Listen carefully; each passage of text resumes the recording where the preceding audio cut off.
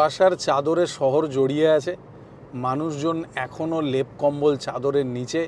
একটা দারুণ শীতের আমেজ ভরা সকাল। আমি এই মুহূর্তে রাস্তায় বেরিয়ে পড়েছি একটা ব্রেকফাস্ট এপিসোড শ্যুট করব বলে। গাড়ি যতই কলকাতা শহরের দিকে এগোচ্ছিল, কুয়াশার চাদর ততই সরে যাচ্ছিল। কিন্তু এই শহরে সেদিন শীতের সকালে বেশ একটা ঘুম জড়ানো ভাব ছিল। ধর্মতলা এসপ্ল্যানেড চত্বরের সামনে চলে এলাম। নিউ মার্কেটে নিউ এম্পায়ারের সামনেটা একদম শুনশান, এত ফাঁকা। এরকম এই নিউ এম্পায়ারের সামনেটা, উল্টো দিকে শ্রীরাম মার্কেট দেখেছেন কখনো? একদম ফাঁকা। দোকানগুলো বসারও এখনও হয়নি, এখন জাস্ট ঝাড়ু দেওয়া চলছে, আগের রাতের ময়লা পরিষ্কার করার কাজ চলছে। আজকের প্রথম ব্রেকফাস্ট স্টপ আমি ঠিক করেছি নিউ মার্কেট চত্বরেই যাব। এমন একটা জায়গা, যে জায়গাটা বেশ পপুলার এবং বেশ প্রাচীন। সেখানে গিয়ে একটা অন্য রকম টাইপের ব্রেকফাস্ট দেখাবো, মানে একটা পাঞ্জাবি ধাবায় একটা সাহেবি ব্রেকফাস্ট। চলুন, অন্য রকমের এক্সপিরিয়েন্স। পায়ে পায়ে চলে এলাম গ্লোব সিনেমার গলিতে। এই গলিতে একটা চায়ের দোকানের সামনে মানুষের বেশ জটলা ছিল। গ্লোব সিনেমা, যেটা এখন গ্লোব মল হয়ে গেছে, তার পাশেই এই প্রাচীন খালসা রেস্টুরেন্ট। সেদিনের শীতের সকালে একদম ফাঁকা ছিল। এই খালসা রেস্টুরেন্টের সকালের জলখাবারের মেনুটা চাইলে পজ করে দেখে নিতে পারেন। আমি কিচেনে ঢুকে দেখলাম আলুর পরোটার জন্য আলুর মশলা রেডি করা হচ্ছে, ডিম সেদ্ধ রেডি হচ্ছে, আর এখানে উনুনে যত রকমের খাবার এনারা এখন প্রস্তুত করছেন সেই সব কিছু আমার অর্ডার ছিল। এই খালসা রেস্টুরেন্ট সকালের জলখাবারে নর্থ ইন্ডিয়ান খাবারের সাথে সাথে বেশ একটা সাহেবি ধাঁচের খাবার পরিবেশন করেন। আজকে আমি সেই সব খাবার এখান থেকে অর্ডার করেছি। বেকড বিন অন টোস্ট আমার জন্য পরিবেশন করা হয়েছিল। তার সাথে আমি নিয়েছিলাম চিজ অমলেট এবং একটা নর্থ ইন্ডিয়ান টিপিক্যাল জলখাবার করব বলে নিয়েছিলাম ছোলে ভাটুরে। চলে আসুন, গরম গরম খাবারগুলোর সদ্ব্যবহার করি। মানে একটা পাঞ্জাবি রেস্টুরেন্টে যে একটা ইংলিশ স্টাইল ব্রেকফাস্ট পাওয়া যেতে পারে, সেটাই অনেকের ধারণার মধ্যে নেই। কাছাকাছির মধ্যেই সাদার স্ট্রিটে যে সমস্ত ট্যুরিস্টরা আসতেন একটা সময়, তাদের পছন্দের জায়গা ছিল সকালবেলায় এরকম একটু ইউরোপিয়ান বিদেশি style breakfast with a Indian touch. এখানে baked beans in tomato sauce, তার সাথে এই যে টোস্টটা ফ্রাই করে দেওয়া হয়েছে। আর এই বেকড বিনস, এটা হচ্ছে একদম টিপিক্যাল ইংলিশ ব্রেকফাস্ট। দারুণ। বিনসের মধ্যে টমেটো সসের দারুণ সুন্দর একটা টক মিষ্টি ব্যাপার। তার নিচে একটা ক্রিস্পি ফ্রাইড টোস্ট বাটারে, হালকা সগি হয়েছে ওপর থেকে এই বেকড বিনসটা দেওয়ার জন্য। অসাধারণ স্বাদ। যাদের টমেটোর টক মিষ্টি স্বাদ পছন্দ, এরকম ওয়েল সিজন বেকড বিনস তো একদম মুখে দিতেই মেল্ট হয়ে গেল। টিপিক্যাল একদম, যেটাকে আমরা বলি ইংলিশ স্টাইল ব্রেকফাস্ট, সেরকম। দারুণ সুন্দর। এবারে চিজ অমলেটটা ট্রাই করব। অমলেটটাকে প্রথমে সুন্দর করে ইন্ডিয়ান টাচ পেঁয়াজ লঙ্কা দিয়ে ভেজে তারপরে চিজ দিয়ে সেটাকে হালকা করে বেক করা হয়েছে। দেখতে অনেকটা পিৎজা টাইপের লাগছে। সুন্দর পেঁয়াজ লঙ্কা টমেটো, তার সাথে ওপরে চিজ দেওয়া, চিজের একটা হালকা নোনতা ভাব। চিজটাকে সুন্দর বেক করা হয়েছে, দারুণ সুন্দর। বেক করার জন্য এই অমলেটটার এজেসগুলো একটু একটা ক্রিস্পি টাইপের টেক্সচার দিয়েছে, সুন্দর লাগছে খেতে। চিজের যে নোনতা ক্রিমি ব্যাপারটা না, সেইটা এই অমলেট খাওয়ার এক্সপিরিয়েন্সটাকে বাড়িয়ে দিয়েছে। এইবারে একদম টিপিক্যাল পাঞ্জাবি স্টাইল ছোলে ভাটুরেটা দারুণ সুন্দর, ফ্লাফি টাইপের, দারুণ হালকা ক্রিস্প, তার সাথে এইরকম chole, north Indian style Punjabi breakfast. এই কাবুলি চানাগুলো দারুণ সুন্দর সুসিদ্ধ। এটা পিন্ডি চানা টাইপের, ছোট ছোট কাবুলি চানা, হালকা কসুরি মেথির সুগন্ধ, হালকা একটা টক ভাব আছে, দারুণ। এখন এই টক ভাবটা আনার দানা নাকি আমচুরে সেটা আমি জানি না, দুর্দান্ত লাগছে। ভাটুরেটা একদম সুন্দর, ওপরটা ক্রিস্প আছে, ভেতরটা নরম আছে। ভাটুরের ভেতরটা দেখুন কীরকম একটা ব্রেড লাইক টেক্সচার আছে, ওপরটা হালকা একটু ক্রিস্প আছে, কসুরি মেথির সুন্দর সুগন্ধ আছে, হালকা টক মিষ্টি একটা স্বাদ আছে।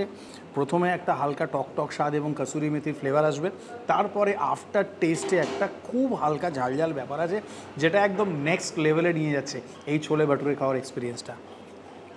এমন জম্পেশ জলখাবারের শেষে এক কাপ চা তো ম্যান্ডেটারি।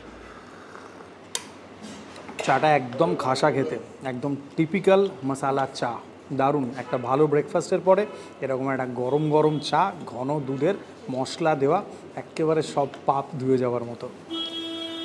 কলকাতা শহরের সকালের শীত ঘুম অল্প অল্প করে কাটছিল। আমি সোজা চলে এলাম SN ব্যানার্জি রোডে। কর্পোরেশন বিল্ডিংয়ের উল্টো দিকে SN ব্যানার্জি রোডে প্রাচীন এবং পপুলার দোকান মোহন ভান্ডার।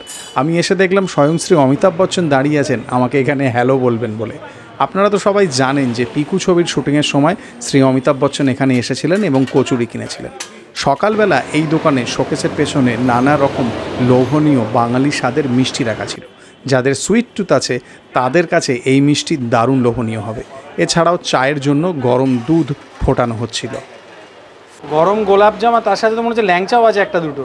ল্যাংচা একটা দুটো না, অনেক ল্যাংচা। আচ্ছা, এর ভেতরেই আছে। গোলাপজাম দুটোই গরম চলে। আরে বাহ। আমার নাম প্রদীপ। হ্যাঁ, সব থেকে বেশি চলে গোলাপজাম। আচ্ছা, মানে মোহন ভান্ডারের কচুরির পরেই গোলাপজাম করে সিগনেচার। আচ্ছা, প্রদীপ দা, তাই তো? আর লস্যি, ঠিক আছে। শীতের এই অলস সকালে মোহন ভান্ডার একটা কর্মব্যস্ত দিনের জন্য প্রস্তুত হচ্ছিল।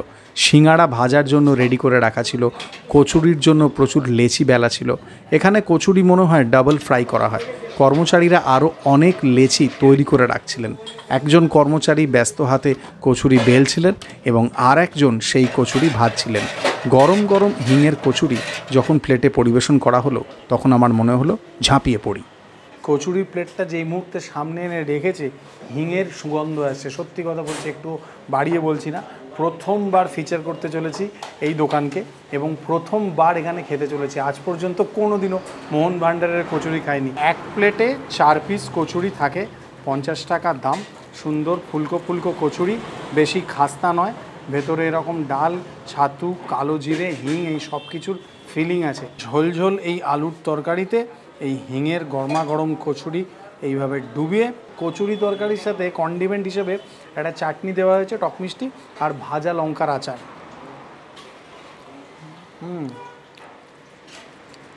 কচুরিটা থেকে সুন্দর হিঙের সুগন্ধ আসছে, দারুণ। আর কালো জিরের ফ্লেভার আছে। তরকারিটা সাধারণ আলুর ঝোল ঝোল তরকারি। এক প্লেট কচুরিতে 4 পিস থাকে, বেশ এনজয়েবল। হিঙের সুগন্ধ, কালো জিরে, বাইরেটা অল্প খাস্তা, মানে একদম ফ্লেকি মুচমুচে যেরকম খাস্তা কচুরি টাইপের সেরকম নয়, দারুণ। এই যে টক মিষ্টি চাটনিটা, এটা দিয়ে, ভাজা লঙ্কা দিয়ে আর এই তরকারি দিয়ে খেতে বেশ লাগছে। তরকারিটা একদমই হালকা পাতলা, ঝোল ঝোল আলুর তরকারি, কালো জিরে দেওয়া হয়েছে, একদম এটা কোনো স্পাইসনেসের ব্যাপারই নেই। তরকারির স্বাদটা সাধারণ, কিন্তু এই কচুরিটা খেতে বেশ ভালো। হিঙের ফ্লেভার আছে। একটু তরকারি দেবেন? আরে বাহ, থ্যাংক ইউ। এরকম দেন সবাইকে? আরে বাহ, দুবার তিনবার দেওয়া হয়? বাহ, দারুণ ব্যাপার। কচুরিটা খেতে সত্যিই ভালো, মানে ভেতরে ভালো হিঙের সুগন্ধ আছে, কালো জিরের ফ্লেভার আছে, দারুণ। সকালবেলায় হালকা পাতলা সাথে তরকারির সাথে এরকম গরম গরম হিঙের কচুরি একদম লাজবাব। ঝাল ঝাল চাইলে এই ভাজা লঙ্কার আচার দিন, স্পাইসনেস বেড়ে যাবে। ভাজা লঙ্কার আচারটা বেশ সুন্দর ঝাল ঝাল খেতে, ভেরি গুড এক্সপিরিয়েন্স। কচুরির পরে রসমালাই নিয়েছি।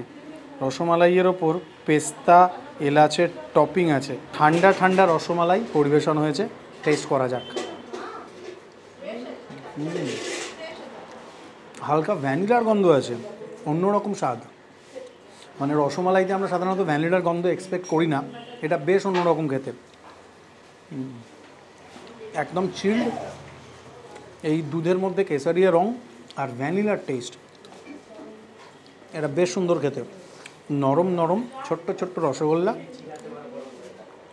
যেমন রসমালাইতে থাকে।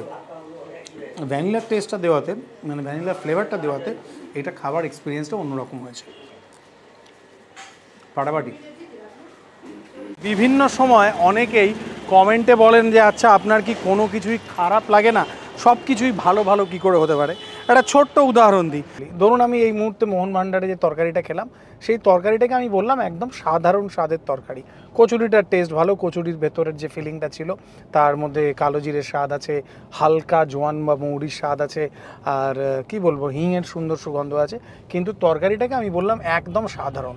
এবার এটাকে দুইভাবে বলা যেতে পারে, যে এক যেরকম আমি বললাম যে একদম সাধারণ স্বাদের তরকারি, একদম ডিসেন্ট যেমন আমি বলি, আর একটা বলা যেতে পারে এ বাবা এ কী ধরনের তরকারি, এ মা এ তো একদম টেস্টলেস তরকারি, কী রবি তাই তো, একদম আলুর ঝোল ঝোল, এটা কী বানিয়েছো, সেই রকম বললে বেশিরভাগ মানুষ খুশি হয়, যে ভাবে যে হ্যাঁ একটা কিছু বললো এরকম।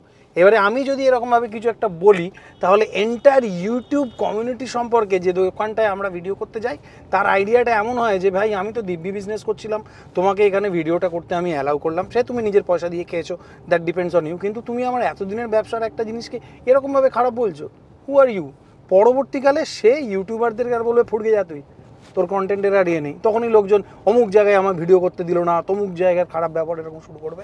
তো কথা বলার মধ্যেও না আমার মনে হয় এটা আমি যে বয়সে পৌঁছেছি, যে একটা কিছু মানে কি বলবো, মানে একটা মানে কি বলবো জিনিসটাকে, যে একটা মানে মাধুর্য নয়, ইন দ্য সেন্স একটা ব্র্যাকেট থাকা উচিত, বোঝা উচিত যে কোন কথাটাকে কীভাবে বলা যায়। নাহলে তো নেগেটিভ হার রকমের কথা বলা যায়, যা তা যখন রকমের কথা বলা যায়। বলতেই পারতাম অমিতাভ বচ্চনকে এই তরকারিটা খাইয়েছো এই ধরনের বলে, আমি তো মজা করছি গাইস বলে একটা কিছু একটা নেগেটিভ পাবলিসিটি করে দিলাম, আপনারা ভাবলেন দেখেছো কত ভালো অনেস্ট রিভিউ দেয়, খারাপটাকে খারাপ বলে দিল।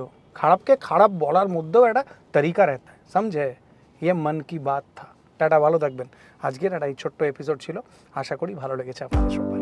আজকের এই ভিডিওটা যদি ভালো লেগে থাকে তাহলে লাইক করে যাবেন, যদি খারাপ লেগে থাকে তাহলে ডিসলাইক করতে দ্বিধাবোধ করবেন না। আর যদি মনে হয় যে জিপসি বং চ্যানেলটা সাবস্ক্রাইব করা যায় তাহলে প্লিজ সাবস্ক্রাইব করবেন। নতুন ভিডিও নিয়ে আবার খুব তাড়াতাড়ি দেখা হবে।